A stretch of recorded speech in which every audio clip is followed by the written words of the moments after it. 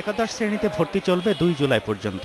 তবে রাজধানীর সরকারি কলেজগুলোতে এ পর্যন্ত যারা ভর্তি হয়েছে তাদের নিয়ে পরিচিতি ক্লাস দিয়ে শুরু হয়েছে শিক্ষাবর্ষ।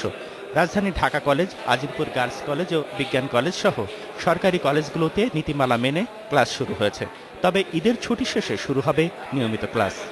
আজকে ফার্স্ট ডেতে সরকারি নির্দেশ যেহেতু 1 তারিখে ক্লাস শুরু করতে হবে, তো আমরা একটা ওরিয়েন্টেশন প্রোগ্রাম করেছি যারা ভর্তি হয়েছে। ক্লাস শুরু হবে 22 তারিখে, কলেজ প্রতিষ্ঠান খুলবে।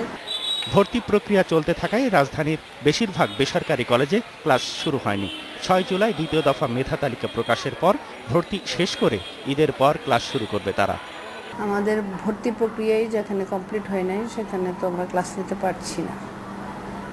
তো আমরা ডিসাইড করেছি 1 আগস্ট থেকে আমরা ক্লাস দিব, আমাদের কার্যক্রম চলবে। তবে রাজধানীর বাইরে এখনো অনেক কলেজে ভর্তি নিয়ে ভোগান্তিতে রয়েছে শিক্ষার্থীরা। রাজশাহী কলেজে আসন সংখ্যা 300 হলেও নাম এসেছে 350 জনের। নারায়ণগঞ্জ কলেজে এখনো 1850 জনের তালিকায় আসেনি।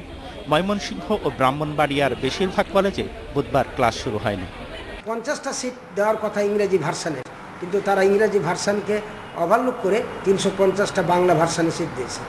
তবে অনলাইন পদ্ধতির কারণে দেশের নামী কলেজে কোনো দালাল ও রাজনৈতিক প্রভাব ছাড়াই ভর্তি হতে পেরে খুশি অনেক শিক্ষার্থী।